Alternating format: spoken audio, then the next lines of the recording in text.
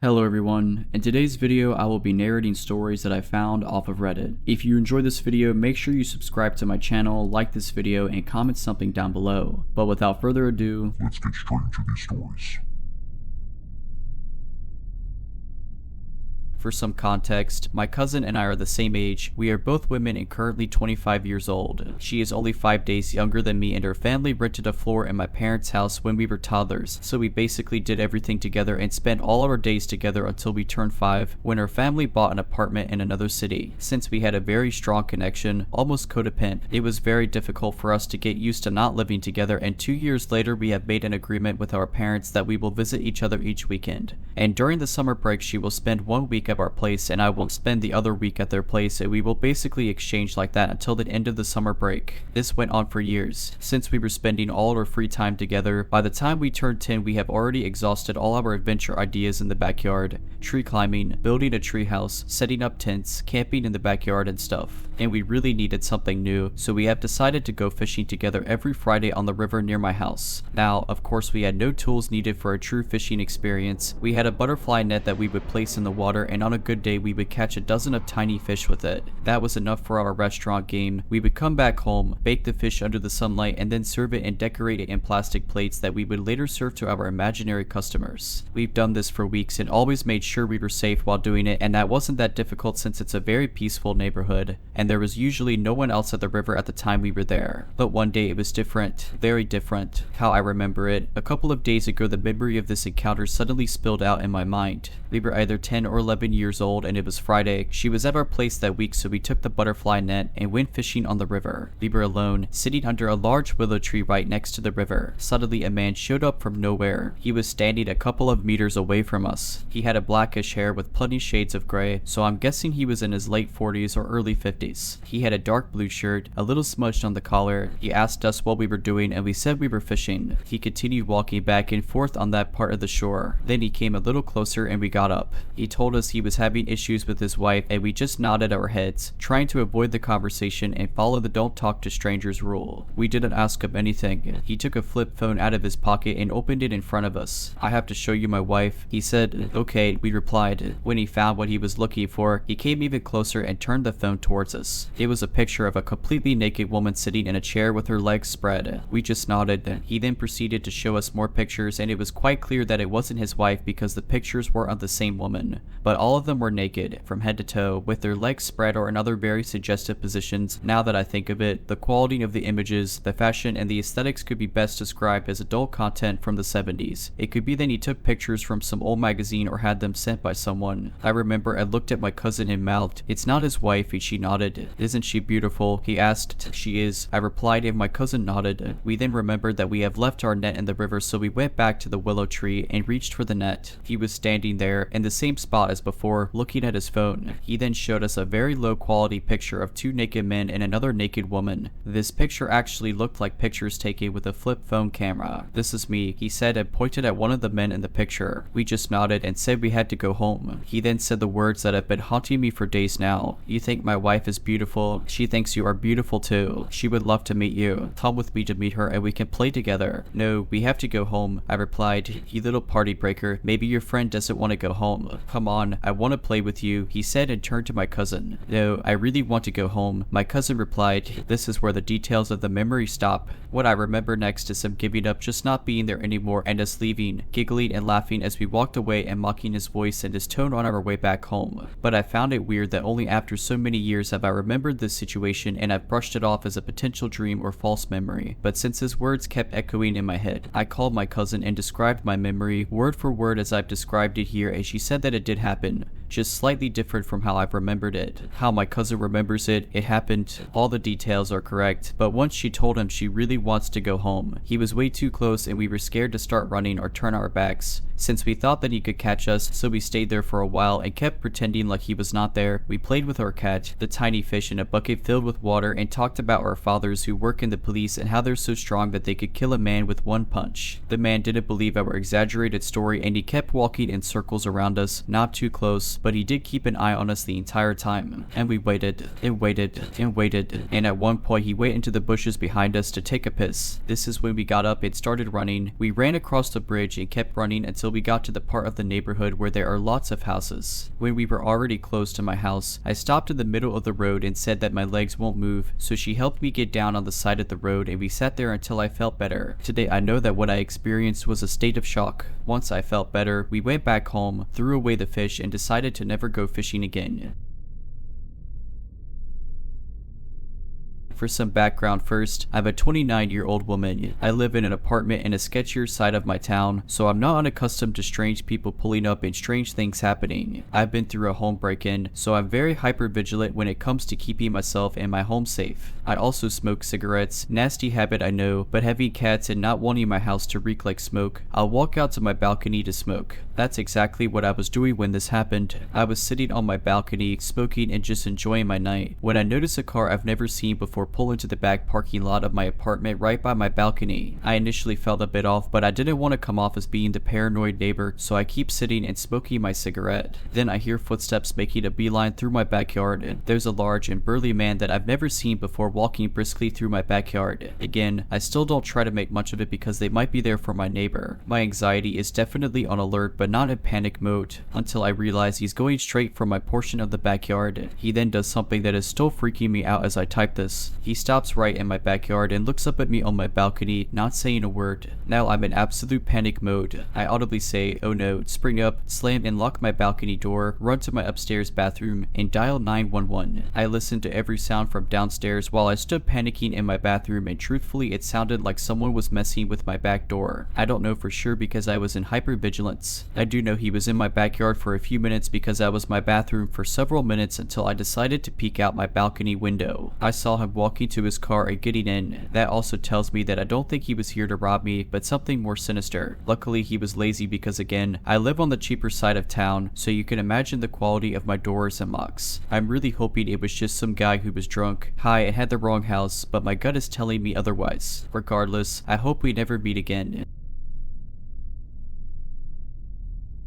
I'm a woman in my 30s who lives alone in a small house at the head of a quiet cul-de-sac in the United Kingdom. The street is a maze of roads away from the main road, which means that other than delivery guys and the occasional salesperson, you very rarely see anyone that you don't recognize. I don't exactly know all my neighbors, but I know what they look like and I know where they live. I can recognize their cars and stuff. This weirdness happened over the space of a few months several years back. I work from home, so I'm usually in, and sometimes I don't have a lot to do. The first day was one of those lazy days. It was about 4 in the evening and I'm sitting on the sofa watching some daft stuff about alien cover-ups. Someone knocked on the door. I have a surveillance camera hidden in the wooden canopy above the front door, so I checked to see who it was because I wasn't expecting any deliveries and I couldn't be bothered to deal with a salesperson. It was a woman who looked late to early 50s, very smartly dressed, like really expensive clothes and jewelry, stuff I could never afford. Most people around here generally couldn't afford it either. We're not an affluent area and this lady stuck out like a sore thumb. She looked flustered and agitated, glancing towards the back garden before trying to look through the tiny, frosted glass window on the front door. I noticed she was carrying a dog's lead, but I didn't see a dog. As it happens, at the far side of my back garden there are 2 hedges. There's the hedge that I own within my property boundaries, and there's a second hedge outside my boundary that's council owned along a small grassland where people walk dogs. I know for a fact there is a hole in the council owned hedge, which I've reported it to the council at least a dozen times over the past decade, and they've done the square root of sod all about it. Because of my hedge, I can't reach it to do anything about it myself. Consequently, when I saw the dog's lead I thought, okay, I bet her dog has gone through the hole. If it's a big dog, it's not getting into my garden, but if it's a small dog it might be able to work its way through, and I've always got some cooked meat, so I figured I might be able to lure it out. I am a dog lover, so of course, I want to help this woman if I can. When I was a kid, my own dog went missing for a few weeks and I thought I was never going to get him back. I was heartbroken for those weeks, but fortunately, we did get him back, and ever since I've been extremely sensitive to pets in need. I opened the door and this woman gives me the weirdest look, like she was expecting someone completely different to answer the door and that I shouldn't be there. To be fair to her, my mom used to live here too, so I didn't think much of that weird look to begin with. Maybe she was expecting my mom. I say hello and she just stares at me for the longest 30 seconds before she tries to look past me and asks to see Margaret. I don't know what it is about other people's mistakes, but whenever someone has the wrong number, I always end up apologizing as if it's my fault. So that's what I did, apologized apologized and told her there was no Margaret at this address. Again, she gives me that look, only this time there's anger behind it. Yes, there is. She insists. It occurs to me at this point that I have a relative called Margaret, but she lives about 60 miles away and I haven't seen her in years. Nonetheless, just in case she's got her addresses muddled, I ask, are you looking for Margaret? But she just hisses at me, you know exactly who I'm looking for. What have you done with her? I'm absolutely lost at this point. I've lived here 20 years, and I know the name of the previous owner, so I know she's not asking for them. I also know the names of the neighbors, and the names of the people who have lived on the street in the time I've been here and since moved. None of them are called Margaret, so all I can do is tell her she's got the wrong address. No, this is. You're lying. That was a tad alarming, and she's at the right address. She's not knocked on the wrong door. However, she clearly thinks I've done something to somebody who, to the best of my knowledge, has never lived here. I don't know how long the previous owner had this house, but we must be talking about at least 30 years since anyone called Margaret might have lived here. It's at this point that I notice that she's subtly wrapped that dog lead around her now clenched fist like she's planning to use it as a weapon. In my youth, I did plenty of self-defense training, so I'm not exactly scared of her as such, but I'm obviously getting a bit concerned about the situation that's brewing. I don't particularly wish to get involved in a brawl on my doorstep with a complete stranger. I'm torn between shutting the door in her face or trying to de-escalate the situation. In the end, I close the door a little so she's got less to aim at and tell her, look, I don't know who you're looking for, but if you think something's happened to your friend,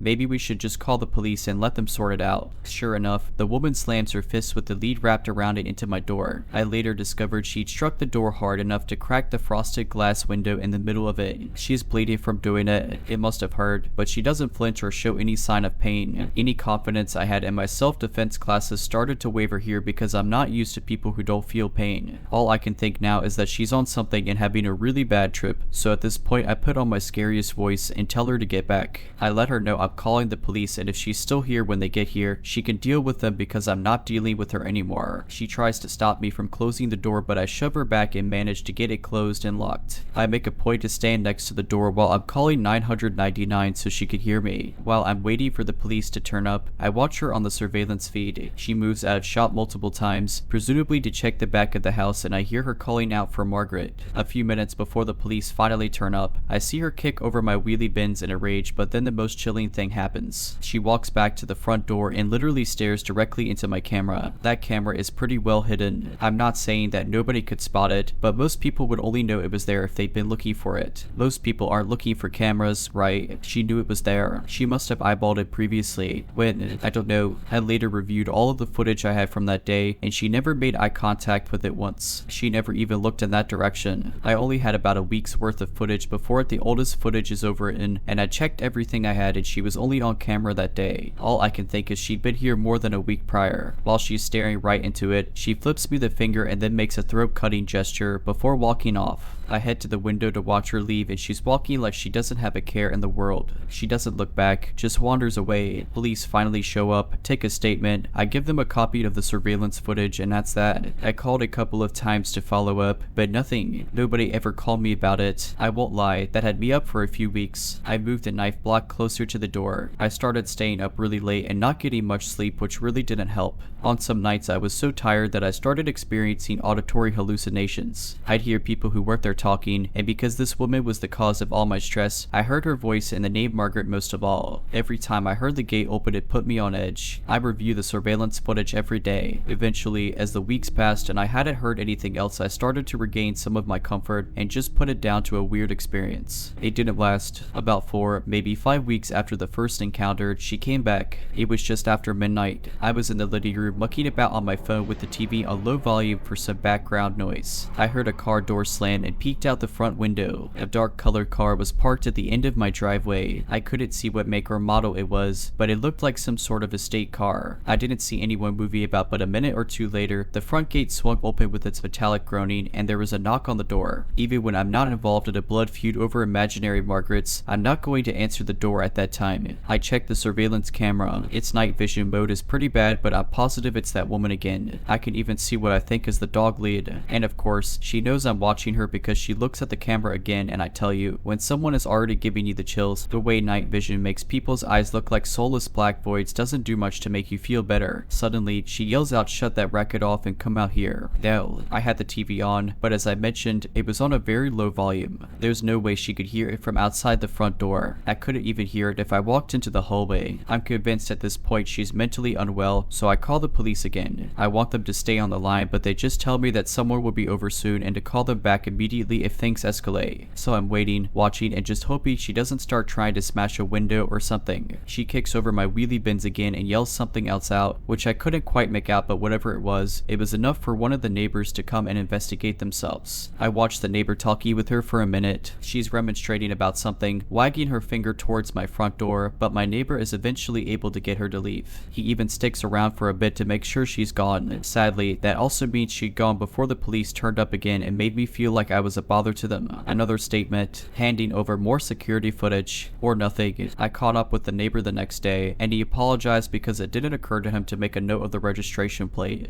But he told me that she'd said much the same thing as she'd said to me previously, that she wanted to know where Margaret was and what I'd done with her. I'm grasping for answers at this point, even if she's mentally unwell. The fact she's sticking to this Margaret story and has the right address makes me think there's something more to this than somebody having a breakdown. Then it clicks. Is Margaret her dog? Does she think that I've stolen her dog? Did she have a dog go through the hole in the back? Does she think I've hurt her dog? Is that what this is about? It'd be another few weeks before she came back. This time at 3 in the night, I'm awoken by knocking on the door. A few minutes later, I hear tapping on the bedroom window. I know it's her. I can hear her saying things, but I can't really make them out because they're too muffled through the windows. It's like she didn't want to get the neighbor out again, so she's trying to keep it quiet. I jump out of bed and put some clothes on as quickly as I can. I try and follow her as best I can as she moves around the outside of the house from room to room, knocking, tapping, and muttering. I think I hear a few coherent words like noise, racket, and I'm pretty sure she called me a slur, but maybe I was imagining that. I can't check the surveillance footage this time because she spray painted the lens, not that it'd matter much this time. She's not lingering by the front door. I think about calling the police again, but it's proven a waste of time so far, and I get the feeling if I call them out a third time and she's gone, then they're just going to start accusing me of wasting their time even if I do have the evidence. They've not exactly been that helpful so far. In the end, I wait by the front door and listen for her. Eventually, she knocks again and I call out, "Is Margaret your dog?" Dead silence. Nothing. I can't see anything through the frosted glass because it's too dark. I have no idea where she is and I don't want to turn the outside lights on. I don't even know why. She knows I'm in the house because I've called out to her, but I still don't want to draw any more attention to myself. I end up standing there for who knows how long. At least an hour, probably more because the sun starts coming up.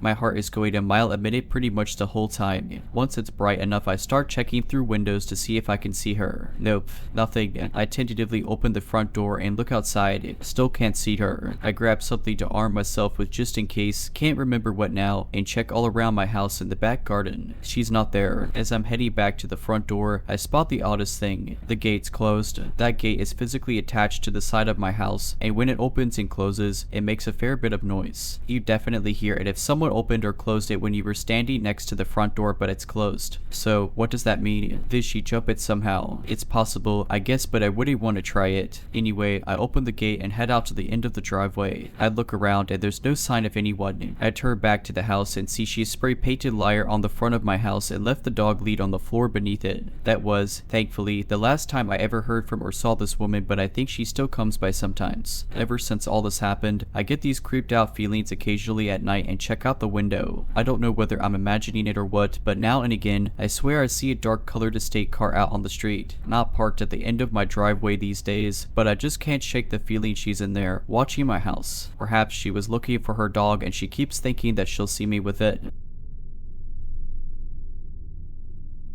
I was backpacking in the Balkans, and as I wanted my trip to last long, but I didn't have that much money, I had to sacrifice comfort a lot of times. This was the reason I booked the midnight train in Greece from Thessaloniki to Athens. During my stay in Thessaloniki, I mainly stayed in the center and the Bay Area, which looked nice, just like any other big European city. However, the train station was in a different area. I had to check out from my hotel in the morning, so I spent the whole day out in the city. In the afternoon in the sketchy area where the train station was because I wanted to stay close to it so I could get there in a reasonable available time in the afternoon and spend the night there so I couldn't have to walk around in that area at 11 at night. That part of the city looked a lot less appealing. It was full of garbage, graffiti, homeless people, and sketchy, creepy people. The train station wasn't that much better. It had a semi-closed in coffee shop in it. I stayed there as long as I could, but it closed at 8 in the night. While I was sitting in that coffee shop and looking down at my phone, I snapped my head around when I heard a loud noise. The guy dressed as a soldier rushed in the coffee shop and he was looking around like if he was searching for someone or something. The coffee shop was really small. It was just maybe like 5 or 6 tables and there was only one guest besides me. He saw me for sure, but didn't do anything. He went to the counter to order. He was speaking very loudly even though it was relatively quiet there. I found it weird but didn't think much of it, especially because he was speaking in Greek which I didn't understand. The coffee shop closed at 8 in the night, so I packed up my bags and went outside. There were a lot of weird people loitering there. They didn't look like they were waiting for a train. I say this because I wanted to take a look on the tracks in advance so I'll know how to get to my train in time, and when I was doing that, a train came to the station and almost all of the people from the waiting room ran to the train, but they weren't getting on it nor greeting someone who got off. They were just walking up and down the track until the train set off. Also, they were all middle-aged men. There weren't any women or children among them.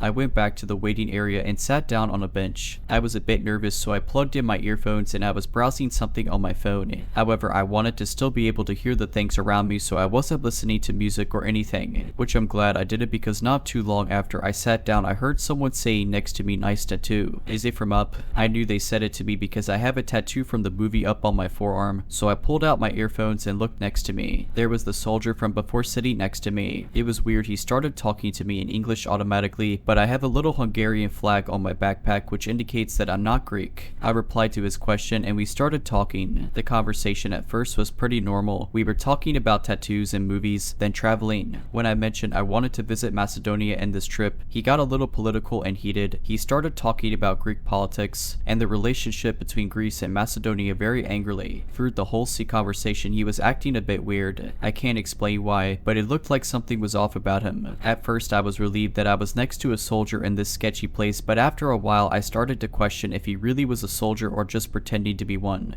because he was creepy, and he was constantly checking his bag, but just from the outside, he looked like there was a long object in it which could have been a gun. But if he really is a military person, then it could be normal. I don't know the Greek laws if they are allowed to carry their weapons off duty or not. He asked me if I was traveling alone and for how long I planned to stay in Athens. I answered with honesty. I told him I was alone and that I didn't plan to stay for long in Athens as I was planning on catching a ferry from there. He then asked me if I'd like to stay in his place for free, but I declined. He asked this a few more times, but I said no every time. And then the speakers turned on and they announced that the train to Athens will be here soon. So we both got up and started to head to the tracks. He said he needs to get his luggage from the luggage storage, so we stopped there. It was right next to the steps to the train tracks. He took out a big, old, heavy suitcase from there. It looked like even he was suffering from its weight. Then he really loudly slammed the storage metal door. I don't know why he did this. It was unnecessarily loud. Everyone was looking at us. It really was loud. The whole station could have heard it. We then started walking up the stairs, but he stopped and said he needed to use the restroom and asked me to wait for him there with his suitcase. He didn't even wait for my answer. He ran back to the waiting room. It was really odd. Why would he trust a stranger with his luggage and leave it with me? I stood there for a few minutes and was waiting for him, but I started contemplating if I should just leave his suitcase there because I was afraid that I'd miss my train. I even thought about that. What if there was a bomb inside the suitcase? Otherwise, why else would he leave his belongings with a random girl he just met? The fact that he was acting really strange didn't help with it either. I waited a few minutes, then he showed up. He asked me once again if I wanted to stay in his place in Athens, but I said no again. We got up to the tracks and our train just came in. He insisted on sitting next to each other, but I didn't want to sit next to him, so I said I have a seat reservation and that I'm really tired. I probably sleep through the night anyways. He said he'll ask the person working on the train if I can switch seats with a reservation. He left his luggage next to me once again and went to the nearest employee. This time I didn't stay there. I got up the train and looked for my seat. Fortunately, there were a lot of people, so I blended in easily. I took my seat, and a few minutes later a normal looking man sat next to me. Thankfully, the soldier didn't come looking for me, and I've never seen him again, not even in the Athens train station. I know this story is not too extreme, but it still bugs me to this day to what were his intentions. Was he really a soldier and a nice guy, just a bit weird, with some kind of mental illness? Or a crazy psychopath pretending to be a soldier to look more trustworthy? This story takes place a few years ago while I was still with my ex-girlfriend. I, a 22-year-old male, was 17 to 18 at this moment. I was living with my parents and we lived in a little town of 300 people. It's literally the camping with 3 farms in this town, which includes lots of fields. We had the habits of walking in those fields thanks to a little path which is really old. There's a place for only one car, a truck, and a tractor. It was the afternoon, around 5 to 6. We decided to eat some stuff in a field near the road, so we can see the road and people on the road can see us. The field, which belongs to my neighbor, who are okay with the fact that we're here, is separated from the road thanks to barbed wire. We smoke weed, we drink, we eat, and we listen to music. Everything is alright. However, at one point, a car parked on the middle of the road and a guy went out of his car and is doing stuff in the bushes. At this point, I'm thinking, okay, the dude is just picking stuff up like nuts or whatever because it's the end of the summer, but I keep an eye on him. I talk with my girlfriend just like I did all afternoon until then, and I look back at him. The guy is standing still behind his car and he's looking right at us. Motionless, I don't say anything and looked back at my girlfriend. I give another look about a minute later. The guy moved. He's now at the other side of his car and same thing. No bullshit, just looking at us. The same process is about to be repeated 2 or more times with him at different locations around his car. I have chills and thinking this situation isn't normal at all. The guy suddenly went back into his car and moved away. At this moment, I told to my girlfriend, pack up your things, we're moving. She thinks I'm overreacting, thinking I'm paranoid because of the weed we smoked, but she listens to me. We're back on the road, going the other way the guy went. The road is a circle, every way leads back to my house. And guess who has turned around and is coming right behind us with his car? This guy, still looking at us while driving. He keeps his road and turns around to keep staring at us. This process repeats 2 times. At this moment, my girlfriend told me I was right, so we took his plate and tried to call my parents. No one is answering. The last time the guy passed at our level, I can clearly see something on his passenger seat, but I don't know what. But my neighbor came right behind him with his truck. I stopped my neighbor and told her what we just witnessed. She gets us in the truck. We went back to my parents' home. My dad is a cop, so I told him the plate. He looked at it. The car belonged to a grandma and was stolen. A few weeks later, everything is normal. I go take my bus in the next town, which is about a 7-minute ride on my bike. It was still dark because it's pretty early in the morning. When I left my parents' home on my bike, I noticed light behind me. It was his car. I don't know how he knew I was there. Maybe it's pure bad luck for me, but I'm 100% sure it was his car. He followed me until I took a path which a car can't use, only bikes and pedestrians can take. I turned off my light and rode until I went to my bus in the complete dark in order to not be seen by this guy. I kept using this way for the next 2 years, and I've never met him again. I used to work at a pizza shop down the street from 2 in the evening until they closed. I usually didn't get off until 11 at night or so. I had a car, but was close enough to walk, so I did that most days to save gas. This particular night, I was doing my usual thing, jamming to one of my playlists, tired, but happy to have a good job and just generally happy with the way my life was going. Up ahead, about a block from my place, I see an attractive guy in dark clothing walking, but not with a purpose really. He was taller than me, maybe 6 feet tall or so, and had shaggy brown hair. The closer I got to him, the more I could tell he was really good looking. Like, even in the dark of night I was starting to get excited. His features kind of escape me now, but I do remember his hair and his thick eyebrows. I took an earbud out and, because I'm from a dangerous city and never really cared about stranger danger, I decided to talk to him, maybe even flirt a little bit. How is your late night going? It's good, just looking to get drunk. Oh, that I can help with. I've got a mini bar at my place.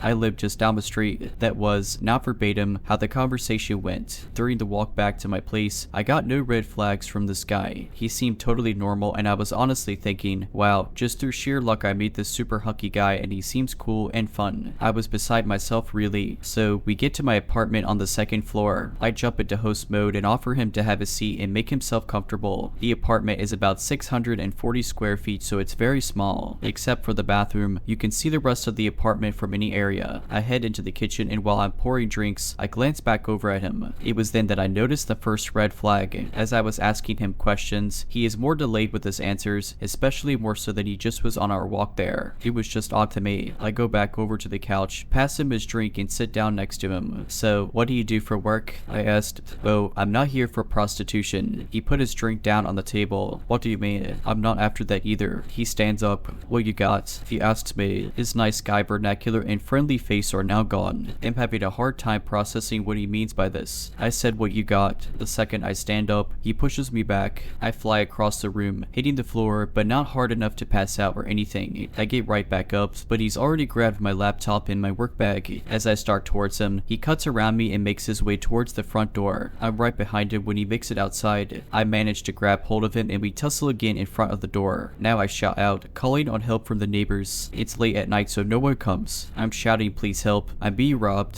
The thing is, he has my laptop. It's not just any laptop. I hate to admit it, but my entire life was on that laptop at the time. Important photos that I did not have backed up, thousands of dollars of music programs, video game programming stuff for a development team I helped, really expensive software, stuff like that. It was, in my mind, irreplaceable. I give chase down the stairs, across the dog walk park, and as I start to gain on him, we tussle again and the only thing I could focus on is my laptop. I knew that I had to, at any cost, get my laptop back. That was absolutely all I cared about. Somehow I get a grip on my laptop. I tug at it again and I guess he decides I'm not worth all of this struggle. He gets up and starts to take off again. I now realize he still has my work bag. It has my cell phone and wallet in it. I take off towards him again and this time, he shouts back at me, "Follow me and I'll stab you again." This makes me stop in my tracks and he gets away. Underneath a street lamp, along the sidewalk, I immediately inspect myself. Was I stabbed? No way. There's no way. Then I see blood running down my leg. I see blood on my arm. 2 places where he cut me good. I'm scared, but the blood makes it look worse than it is. I decide that's enough. I got my laptop and that's all I really wanted anyway. I hobble back home and get inside and lock my door. I called the cops using my neighbor friend's phone the next day and filed a police report explaining the situation, showing the stab wounds and declining medical services. So all that guy got was a crappy cell phone and a wallet with like $40 in it. The cop called my friend back several days later and said that they were not able to find the guy and that he would keep me posted. This was years ago so I don't know where the robber is now, but I have every electronic thing of importance backed up on multiple drives to this day. Alright, but that's it. I hope you enjoyed this video. If you did, make sure to subscribe to my channel, like this video, and comment something down below. But as always, Have a nice day.